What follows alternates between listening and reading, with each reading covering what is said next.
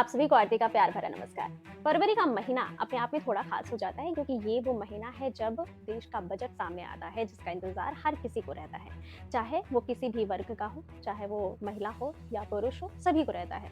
आज के इस वीडियो में बजट के हम कुछ बहुत इंपॉर्टेंट पॉइंट्स को डिस्कस करने वाले हैं इस वीडियो में, और वो इंपॉर्टेंट पॉइंट खास तौर पर जुड़ाव रखेंगे आधी आबादी यानी महिलाओं से। तो क्या कुछ महिलाओं के लिए इस बजट में खास है, इस पर चर्चा हम इसलिए भी कर रहे हैं क्योंकि महिलाओं के जीवन में जो परिवर्तन होता है तो जाहिर सी बात है कि उसका इम्पैक्ट पूरी फैमिली पे पड़ता है। तो महिलाओं के लिए क्या क्या खास है, चलिए जानना शुरू करते हैं इस बजट में। यानी 2024 का जो ये अंतरिम बजट है, ये आम बजट नहीं है, अंतरिम बजट है क्योंकि अभी इलेक्शन होने बाकी है और इलेक्शन के बाद सत्ता किसकी आती है किसकी नहीं आती है, तो इसलिए जब इलेक्शन होते हैं तो उससे पहले अंतरिम बजट पेश किया जाता है। तो सबसे पहले हम बात करेंगे लखपति दीदी की। इस बजट में कहा गया है कि 3 करोड़ महिलाओं को इस बार लखपति दीदी बनाने का लक्ष्य रखा गया है।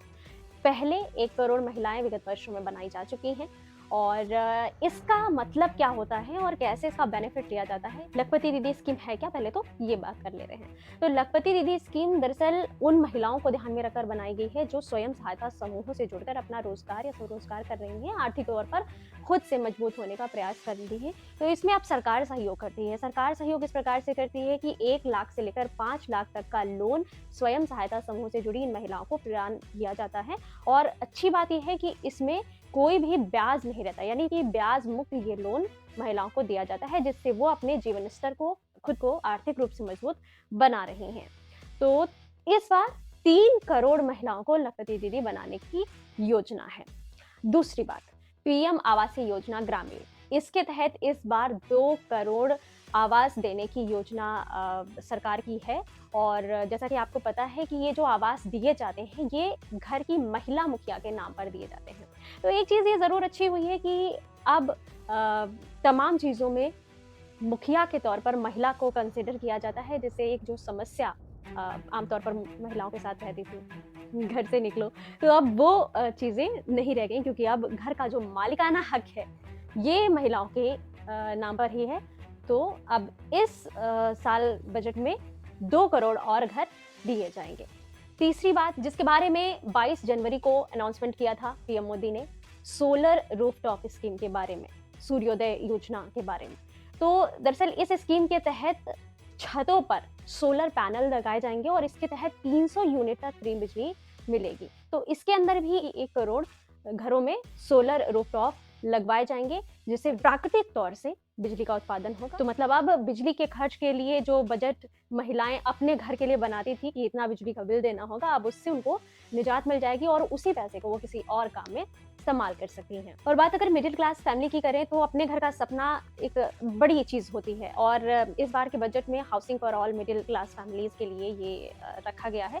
तो अब हर एक मध्यम वर्गीय परिवार के पास अपना घर होगा। इस कोशिश के साथ इस योजना पर काम किया जाएगा, और भाई जब अपना घर मिलता है तो सबसे ज़्यादा खुशी महिलाओं को ही होती है। इसके अलावा एक वैक्सीनेशन स्टार्ट किया जा रहा है जो बहुत ज़्यादा इंपॉर्टेंट है, और ये वैक्सीनेशन है सर्वाइकल कैंसर से जुड़ा हुआ।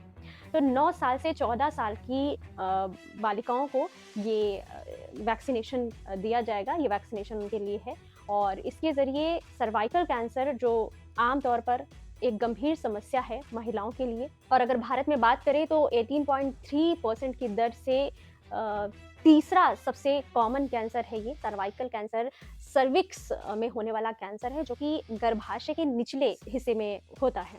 तो इस तरह से महिलाओं की हेल्थ को ध्यान में रखते हुए ये एक अच्छा कदम माना जा सकता है। अच्छा, हेल्थ की ही बात कर रहे हैं तो आंगनवाड़ी जो कार्यकर्त्रियां हैं उनके लिए एक अच्छी चीज़ शुरू की जा रही है, जिसमें अब आंगनवाड़ी में काम करने वाली महिलाओं को आयुष्मान भारत का हिस्सा बनाया जाएगा, यानी उनको भी आयुष्मान कार्ड खास तौर पर दिया जाएगा। आयुष्मान कार्ड से वो 5 लाख तक का इलाज मुफ्त करा सकती हैं। और आपको बता दें कि इस स्कीम के तहत जो पुरानी बीमारियां होती हैं उनको भी कंसिडर किया जाता है, दवाइयां हो या जांच हो या ट्रांसपोर्टेशन का खर्चा हो, तो ये सारी चीज़ों का कवर इसके तहत मिलता है। और इनके अलावा सक्षम आंगनवाड़ी और पोषण 2.0 भी शुरू किया जा रहा है। सक्षम आंगनवाड़ी के तहत जो आंगनवाड़ी केंद्र हैं उनको थोड़ा हाईटेक किया जाएगा, उनमें सुविधाएं बढ़ाई जाएंगी, उनको आंगनवाड़ी किया जाएगा, यानी कि डिजिटल तौर पर उन्हें कनेक्ट किया जाएगा, और कई सारी सुविधाएं उसमें बढ़ाई जाएंगी। प्लस पोषण 2.0 के तहत जैसे पहले से ही जो गर्भवती महिलाएँ हैं, किशोरियाँ हैं, बच्चे हैं, उनके पोषण का ख़्याल रखने के लिए ये स्कीम शुरू की गई थी, तो ये अभी कंटिन्यू उसी हिसाब से जारी रहेगी। तो इस बजट में ये वो मोटी-मोटी चीज़ें थी जो ख़ास तौर पर महिलाओं को ध्यान में रखकर बनाई गई थी। उम्मीद करते हैं जानकारी आपको पसंद आई होगी। शेयर कीजिएगा अपने से जुड़े महिलाओं के साथ। मिलते हैं आपसे नई जानकारी के संग जल्द फिर। वीडियो पसंद आया हो तो लाइक कीजिएगा। फिलहाल के लिए दीजिए मुझे अनुमति। नमस्कार।